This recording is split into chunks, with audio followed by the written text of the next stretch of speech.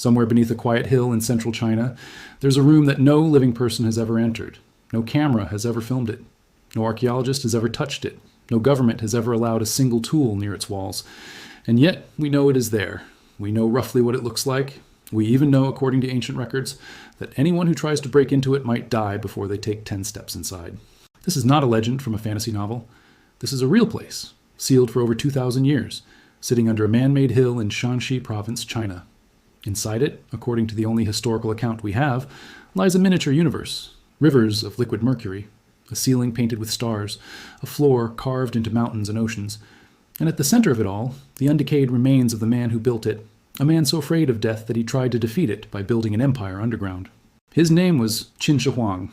He was the first emperor of a unified China, and for over 2,000 years nobody has dared open his tomb. Not because they can't find it. Everyone knows exactly where it is. Not because they lack the technology to dig. They are afraid to open it. And by the end of this video, you will understand exactly why. Let's rewind to March 1974. In a dry, dusty field near the city of Xi'an, a group of farmers were doing something farmers had done for generations, digging a well to survive a brutal drought. Their shovels were hitting nothing but rock and clay for hours. Then, suddenly, one shovel struck something that wasn't rock at all. It was a face. A clay face, staring up at them from the dirt, eyes hollow, expression frozen, as if it had been waiting for them. The farmers had no idea what they had just found. They thought it might be a temple god, or a piece of an old shrine. They had no way of knowing they had just stumbled onto one of the greatest hidden secrets in human history. Within days, archaeologists arrived. And what they slowly began to uncover made the entire world go silent. Beneath that field lay an army. Not a symbolic army, not a handful of statues. An actual full-sized military force made entirely of clay, standing in battle formation exactly as it had for over 2,000 years, waiting underground in total darkness for someone to find it. Soldiers, archers, charioteers, generals, horses harnessed to war chariots. Each one lifelike, each one different. No two faces the same. As the excavation expanded, the numbers became almost impossible to believe. Experts now estimate there could be as many as 8,000 soldiers buried in that complex, each one originally painted in vivid color, each one holding real bronze weapons, some of which were still sharp enough to cut skin after 2,000 years underground. But here is the part that most people never stop to think about. This entire army, this staggering underground battalion of thousands of soldiers, was never meant to be found. It was never meant to protect a temple or guard a city or defend a border. It was built for one single purpose: to protect one man in the afterlife, forever. And that man was buried less than a mile away, in a tomb so massive, so heavily guarded, so dangerous by design, that even now, in an age of satellites, ground-penetrating radar, and advanced robotics, nobody on Earth has dared to open it. So who was this man who commanded an entire underground army built just for him? His name was Ying Zheng. He became king of the state of Qin at just 13 years old. Over the following decades, he did something almost nobody in Chinese history had ever managed. He conquered every rival kingdom around him, one by one, ending centuries of brutal civil war, and forged them into a single unified empire. In 221 BCE, he declared himself Qin Shi Huang, which translates roughly to first emperor. Not a king, not a lord, the first emperor there had ever been. He standardized the written language across his empire. He unified currency, weights, and measurements. He began construction on an early version of what would one day become the Great Wall of China. He built roads, canals, and cities on a scale nobody in the region had ever attempted. By almost any measure, he was one of the most powerful and transformative rulers in human history. But there was one enemy Qin Shi Huang could not conquer, no matter how large his armies became: death. And this is where his story turns from historical achievement into something much darker, much stranger, and far more obsessive. Historical records tell us that Qin Shi Huang became consumed by the fear of dying. He sent expeditions across the sea searching for a legendary elixir of immortality. He consulted alchemists and mystics who promised him potions that could extend his life forever. Some historians believe the very substance he consumed in his search for eternal life, Mercury, may have slowly poisoned him over the years. Without him ever realizing, the thing he trusted most was killing him. But while he searched desperately for a way to cheat death in this world, he was also making sure that if death did come for him, he would not go into it unprepared. At just 13 years old, the same year he took the throne, Qin Shi Huang gave an order that would occupy nearly 4 decades of labor, resources, and human lives. Build me a tomb, not just a tomb, an empire underground. What most people don't realize is just how enormous this project actually became. Historical accounts describe roughly 700,000 laborers working on this mausoleum complex over a period of almost 39 years. To put that in perspective, that is close to the entire workforce required to build some of the largest infrastructure projects in modern history, except this one was built with hand tools, forced labor, and absolutely no modern engineering. And the tomb itself was not meant to simply hold a body. According to Sima Qian, an ancient Chinese historian writing about a century after the emperor's death, the underground tomb was designed as a complete replica of Qin Shi Huang's empire, a miniature universe built to give him everything he ruled in life, forever, in death. The accounts describe a ceiling embedded with pearls and gemstones, arranged to mimic the stars and constellations above. They describe a floor engraved with the geography of his empire, mountains carved into the stone, and rivers, seas, and oceans, recreated using something far more dangerous than water, liquid mercury. According to the ancient text, mechanical devices were built to keep the mercury constantly flowing, simulating real rivers and seas moving across the underground landscape, glowing under lamplight, forever in motion, forever guarding the tomb from within. For centuries, historians dismissed this description as myth, exaggeration, poetic legend meant to glorify a powerful ruler. Then modern science caught up. In recent years, researchers have conducted soil testing around the burial mound, and the results have stunned scientists worldwide. The mercury levels detected in the soil surrounding the tomb are dramatically higher than what should naturally occur in that region. This wasn't supposed to be possible. Mercury does not simply concentrate at abnormal levels by accident, especially not in this pattern, especially not after 2,000 years. But it did, which means an ancient historical account, written more than 2,000 years ago, describing rivers of liquid mercury flowing beneath the tomb, may not have been legend at all. It may have been an accurate description of something real, something still sitting beneath the hill right now. And this single discovery changes everything about why nobody has opened that tomb. Because if the ancient accounts are accurate about the mercury, what else might they be accurate about? According to Sima Qian's writings, the underground tomb was not just filled with treasure and imagery of the empire, it was also built with deadly defenses. The historical text describes crossbows rigged with automatic triggers, mechanically designed to fire on anyone who dared to breach the inner chamber without authorization. For a long time, this too was treated as legend. A dramatic flourish added to make the emperor sound even more powerful and untouchable, even in death. But think about this for a moment. This was a man obsessed with his own permanence, a man who spent decades searching for immortality, a man who commanded enough resources and manpower to build an underground city complete with a Mercury solar system. Is it really so unbelievable that a man like that would also engineer defenses to protect his body from grave robbers for eternity? However, this is where things take a serious turn. Even if the mechanical crossbows described in ancient texts no longer function. After 2,000 years of decay, the mercury itself does not decay. It does not disappear. It does not become safe with time. If rivers of liquid mercury truly exist within that sealed chamber, then breaking into it today would release toxic mercury vapor into the air, an invisible, silent threat capable of causing organ failure, neurological damage, and death to anyone who breathes it in. In other words, the same substance the emperor used to try to build his eternal paradise may now be the exact thing preventing anyone from ever disturbing his rest. But mercury is not the only reason experts refuse to break the seal. There's a second reason, and it is just as devastating, though far less dramatic. When the Terracotta Army was first excavated back in 1974, archaeologists made an incredible discovery within moments of exposing the statues to open air. The soldiers were not the dull gray clay color most people picture today. They were originally painted in brilliant, vivid colors. Deep reds, vibrant blues, striking purples, and rich greens covered their armor, their skin, and their clothing. But within minutes of being exposed to open air and sunlight, after 2,000 years sealed underground in a stable, oxygen-free environment, that paint began to flake, crack, and disappear almost instantly. Archaeologists watched in horror as centuries of vibrant artistry vanished before their eyes, faster than anyone could act to preserve it. This single event became one of the most important lessons in the history of Chinese archaeology. It proved something terrifying.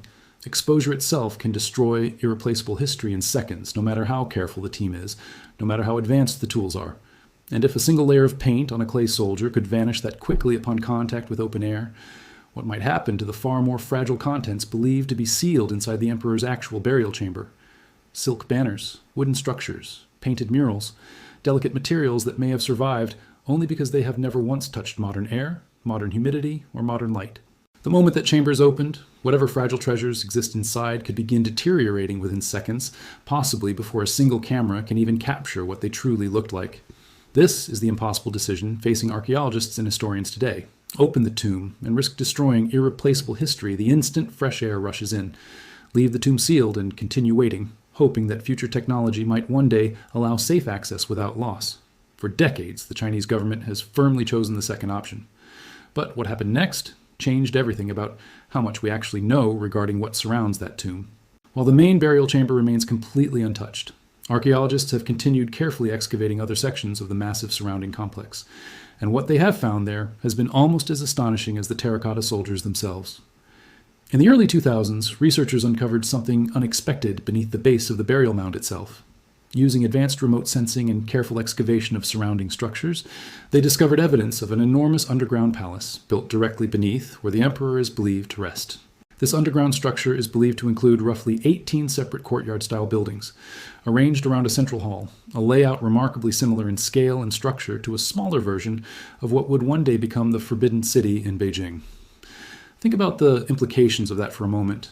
More than 1,000 years before the Forbidden City was ever built, Qin Shi Huang may have already designed a nearly identical architectural concept, buried beneath the earth, meant to give him a palace to rule from, even in death. However, this underground palace is not the burial chamber itself.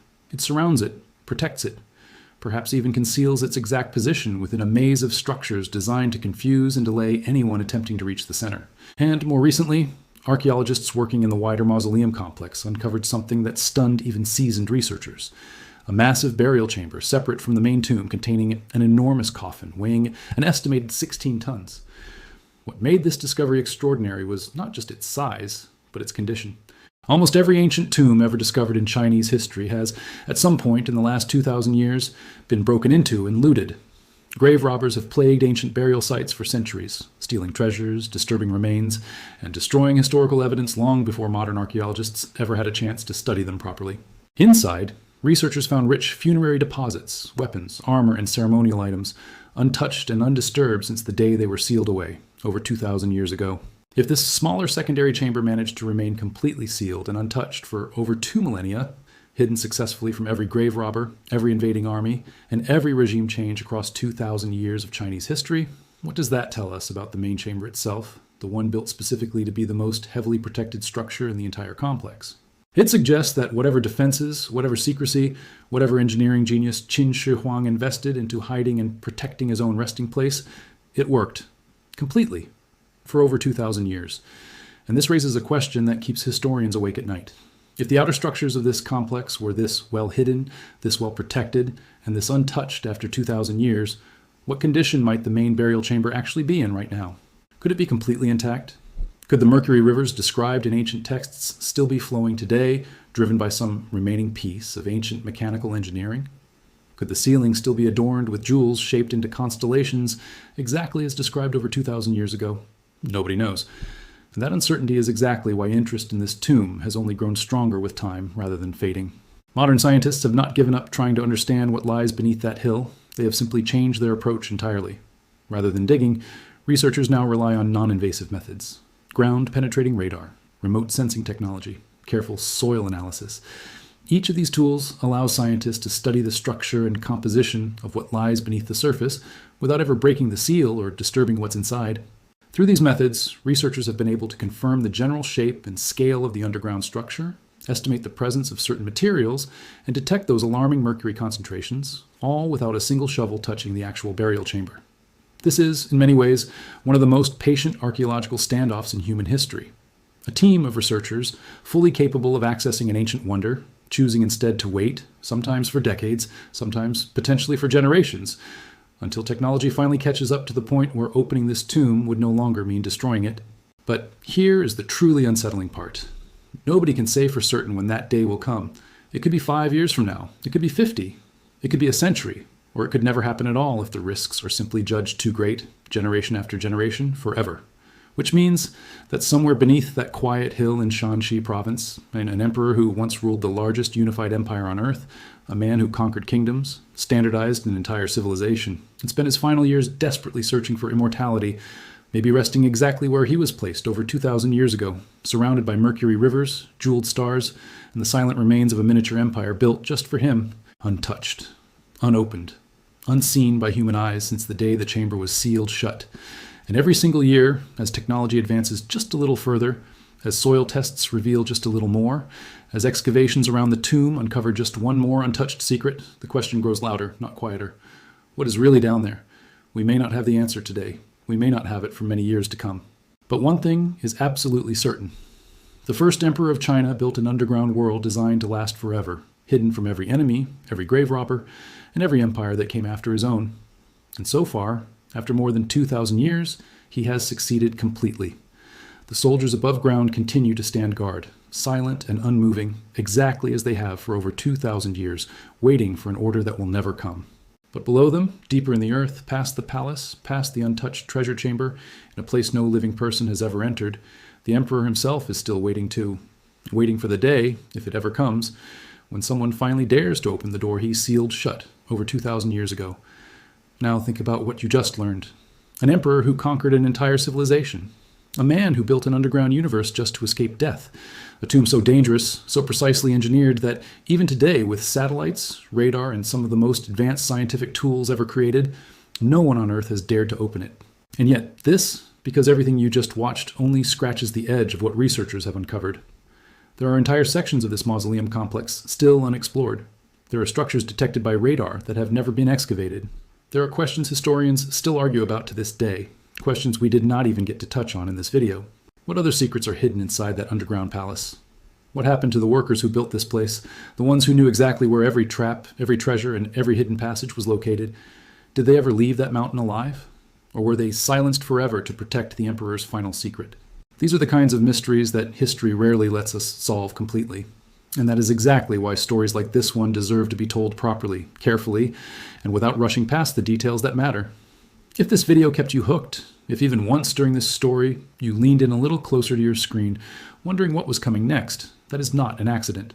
That is the entire purpose of channels like this one. To take history, the kind most people scroll past without a second thought, and turn it into something you actually feel. So here is where you come in. If you want more stories like this one, ancient mysteries, unsolved secrets, ruins that refuse to give up their answers, ancient warnings written by people who lived thousands of years before us, then the smartest thing you can do right now is hit that subscribe button. Not because a channel needs numbers. Numbers do not tell stories. Numbers do not uncover lost tombs. Numbers do not matter nearly as much as this.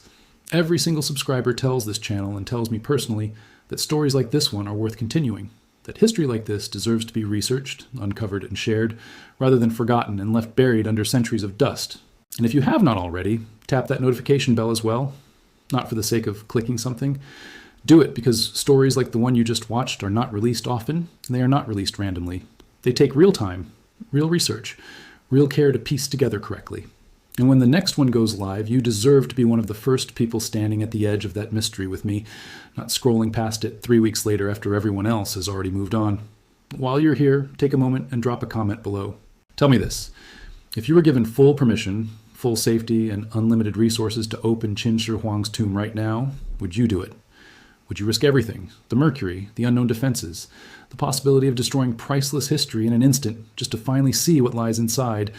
Or would you choose to wait, just like the archaeologists have chosen to wait, protecting the unknown rather than risking it forever? There is no wrong answer here. But I genuinely want to know what you would choose, because these are the kinds of questions that separate a casual viewer from someone who truly understands why history like this matters so much. And if you know someone who loves ancient mysteries, unsolved history, or stories about civilizations that still manage to shock us thousands of years later, send this video to them right now, not later. Right now, while it is still fresh in your mind. Because stories like this deserve to be shared, not scrolled past and forgotten within the hour. This channel exists for one reason. To take places like this, ancient, dangerous, mysterious places, most people will never have the chance to see with their own eyes, and bring them to life in a way that actually makes you feel something. Not just facts, not just dates. Real stories, real tension, real curiosity. Exactly like the one you just experienced. And this is only the beginning. There are tombs still buried beneath deserts that archaeologists have not fully explored. There are ancient cities swallowed by jungle that satellite imaging is only just beginning to reveal. There are warnings left behind by ancient civilizations that we are only now starting to understand, thousands of years after they were written. If the story of Qin Shi Huang's tomb pulled you in, if it made you question what else might be hidden beneath our feet right now, waiting patiently in the dark for someone brave enough or foolish enough to finally open the door, then you already know exactly what to do next. subscribe, turn on notifications, stay close. Because the next mystery is already waiting, and trust me, you do not want to miss what comes next.